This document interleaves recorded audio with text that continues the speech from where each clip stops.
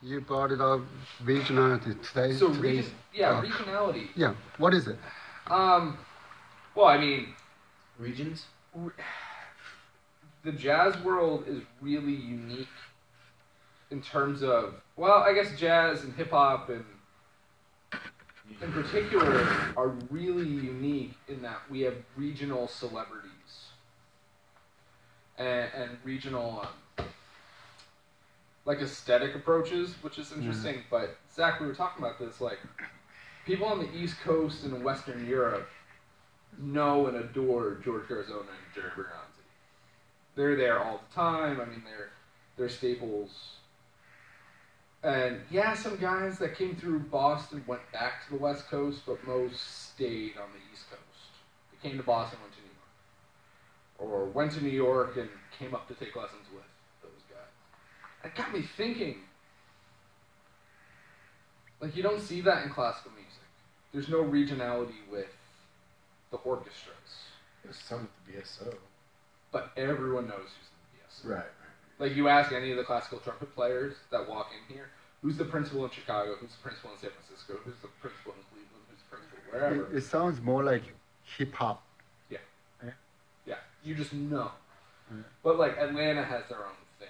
New Orleans has, you have trap, you have bounce, you have... There's definitely a Bay Area hip-hop. Bay Area's got their thing.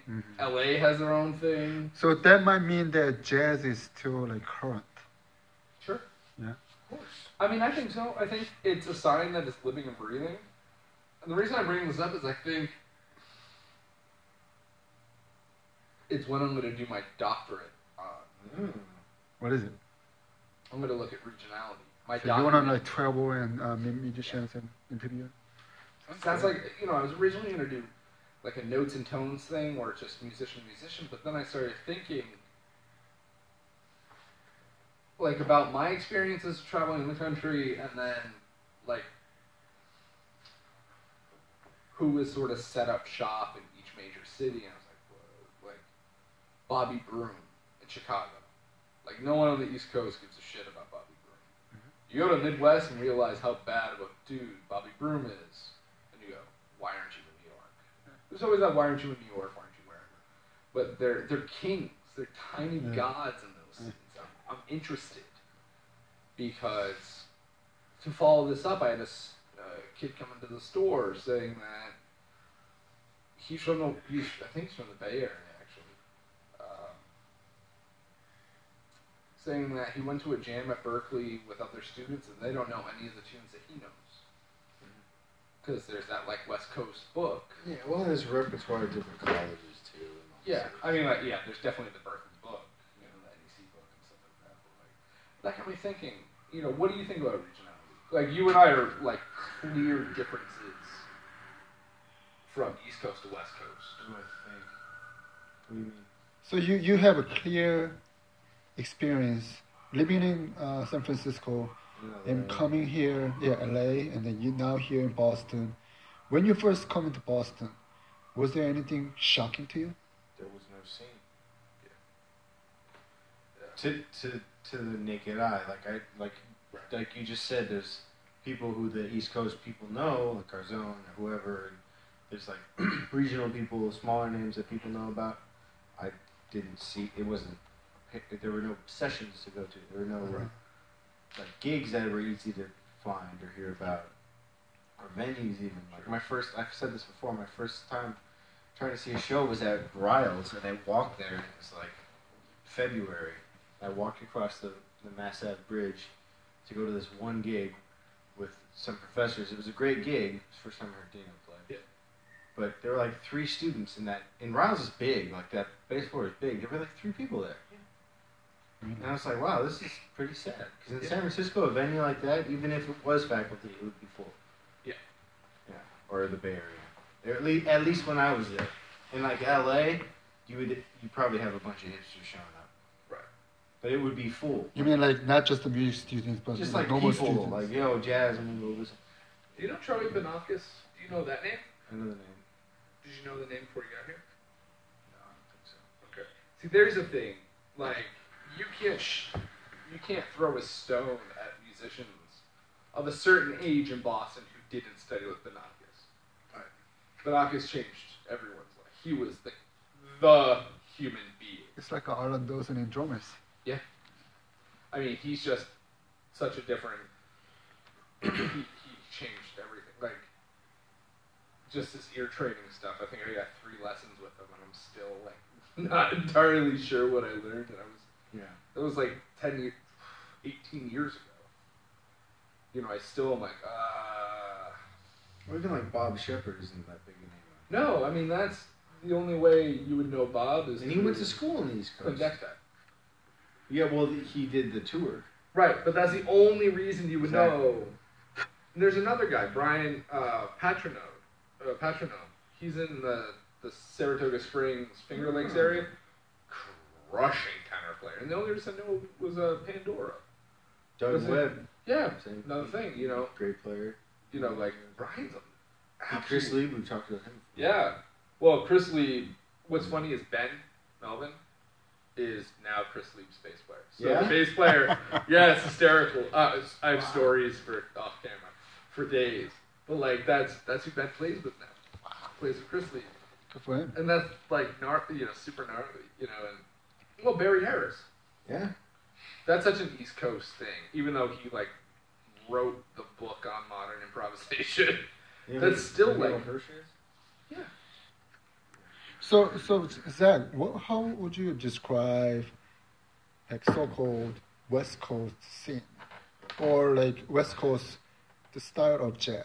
I don't know. I think for me, stereotypical response to that is like West Coast is kind of soft and East Coast is kind of rough. Do you agree with that? I don't know. I think that's just the way they're portrayed so much that it's automatically how they're seen now. Like the cool thing. Yeah, I mean, like Mingus cool jazz isn't still the dominant. Like that's not a thing. It's like we have Minster on the West Coast now. He was a New York guy, right? You know, and we have Bob Shepard started on the East Coast. Right. This guy Mike O'Neill I studied with in the Bay Area. No one's gonna know his name. Great tenor player. Right. He was a Bay Area guy. Isn't Walt Kofsky out there too? Yeah. Chris Lee, Doug Webb, monster. Smith Dobson, who I've told you about, San Francisco sax player, definitely an inspiration to me. But like, they're kick-ass. Like, they're lyrical, they're melodic, their harmonic understanding is very stretched. Sure. So I don't know if it's that, if you could just say like East Coast is rugged and West Coast is soft, because it's not. It's just there's so many different ways of playing now. Uh-huh. This is just for saxophone. Like I'm not even talking about trumpet players or drummers or pianists or bass players or guitar players or fiddle players. I mean, yeah, it's a deep thing. It's too vast now. I don't think you can just. But I haven't really. I've been around a little bit, but I haven't been exposed to enough to be like, this is the way I see it. This is the way I see it, because I haven't seen it. I think there was a certain time period where you had distinct. I hate this hot and cool jazz. Yeah, I hate that. It's kind of old town. Such a piss poor journalist term, you know. Like sheets of sound. But I find it really interesting because I don't necessarily find West Coast players to be all that tame or timid, you know. I feel like they have a deeper understanding of the tradition pound for pound than a lot of cats on the East Coast. With half of the elitism that we... But I think the regionality thing that I'm getting hip to is the teaching, is the mentorship. Uh-huh. Because I definitely see way more mentorship coming out of smaller pockets, coming out of Pacific Northwest, coming out of the Bay Area. I don't know about LA. I know in that, like, Chicago and Minneapolis and Indianapolis and Kansas City, you have these really great mentoree situations that you don't get here. You're very lucky to end up, I feel like you're very lucky to end up in a mentor situation in the jazz world out here.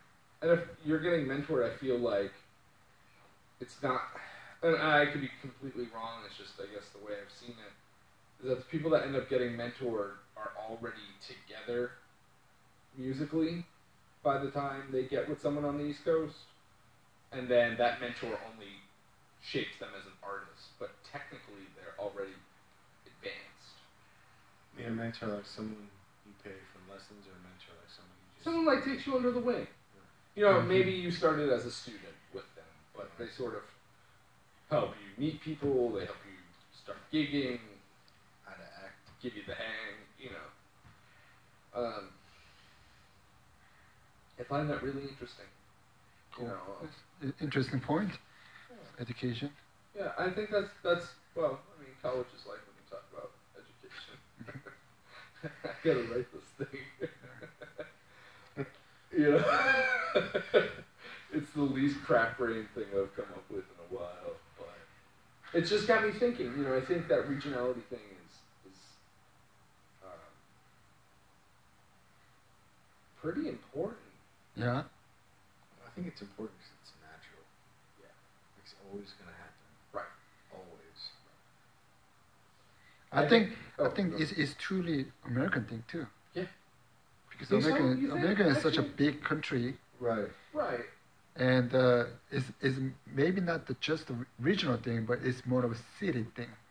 Sure. Definitely. I feel Yeah. like countries. There's San like Francisco, regional. there's LA, Yeah. there's a Seattle like rock scene. Right. I don't know what's going on, but they have like great rock Absolutely. coming out in the 90s. Chicago, New Orleans, we have Washington, New York, Boston. That's a good point. Yeah. Yeah, I we're, didn't think of that, we're but- cities based. It is region based. extremely unique Yeah. if you think about like other countries. Right. You have regions though in other countries. Other Paris countries to we Marseille to Lyon. For other countries for me it's more like it's either capital city or not.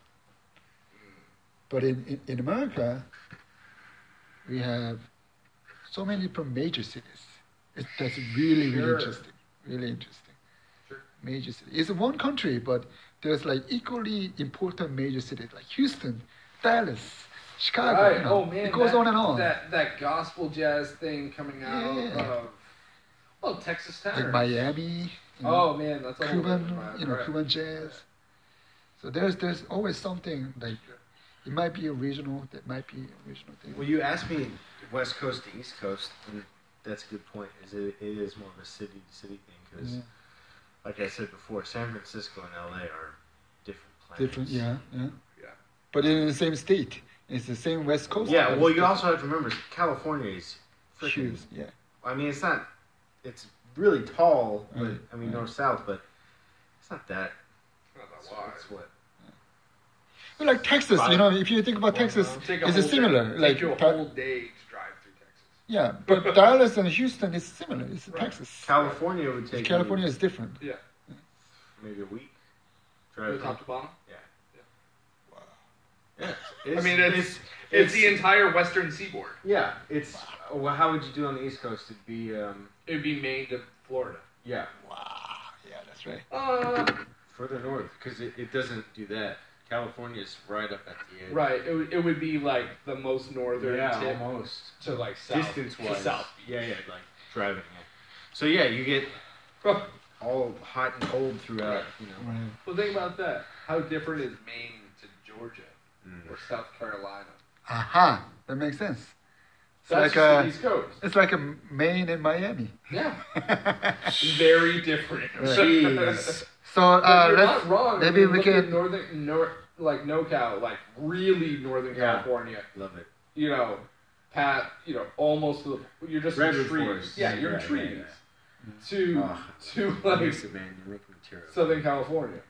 It's like You're spitting into Houston, Mexico. Houston and Chicago. Right. It's like a different environment. Like weather is different. Weather's different. People are different. Okay. Laws are different. It's a big thing. Laws are way different. That's Well, another thing. To close this talk, Brad, you talked about your sort of future study of regionality. Do you have any specific plan for that you like to do in the future? I'd really like to do. I'd kind of like to write a book of interviews, so sort of compile a bunch of interviews. Yeah. What's the book you talk about? Notes and Tones Notes and by Tones, Art yeah. Taylor. Yeah. I kind of want to do that, but I want it split up into regions. You know, obviously the East Coast, West Coast thing, but also North to South, which I think is really interesting. Yeah. I'd love to check out like the middle of the country a little more, because I don't, like, I've driven through it. Like Iowa? I've like drank my way through it. Iowa. Drank my way through that state. You know, I guess you can put a few other states on that list too, but I'd like to go and look at that and look at what the scene looks like. Talk to the institution guys, the guys that have been there for, like Berganzi and Garzo, 40 years in St. Louis. The hell does that sound like? Why? What are you playing? You know, and I want to talk to those guys, even if it's not directly jazz. Cool. Yeah. Zach, I was wondering if you go back to San Francisco or LA, so far, do you have any story to tell about living in Boston? Do you have anything interesting that you found so far that is totally unique in Boston or maybe East Coast? Oh man, you put me on the spot. Overall, your impression, is it negative, positive, or? Yeah, what are you gonna tell the kids you teach? Would you recommend to go to Boston? I always try and speak positively about places I've been. You do? I try. Behind closed doors. Should try harder.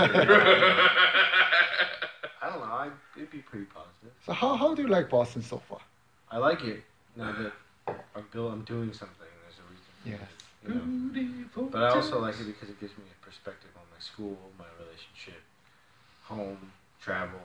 Like it's just kind of that added another piece of the puzzle, kind of a thing. I don't know. I mean, I've been so busy, I haven't really stopped and thought about what I think of it. It's just kind of where I am right now. Wake up, go to school, make sure I'm, you know, doing what I can to better my relationship and relationships with people and my academics and playing, which has been way on the back burner, which sucks. Every time you seem to be really into the moment. You want to like take care of this present moment. Right. Not looking back or looking forward. Just you want to like live hard at this moment. Yeah, because I know it's going to benefit me in the future. Maybe in the future you look back. Oh, Boston, yeah. Yeah. And we'll definitely visit. And I mean, Chelsea and I have talked about this before. If either of us get an opportunity to work here, we're going to stay. It's not like we have to get out, but if we, you know, something works out in LA. Yeah, more to come. I really want to listen more about like your experience in San Francisco and LA and your experience in New York and Iowa. Oh, looking forward to this. All right. That's it. Hey.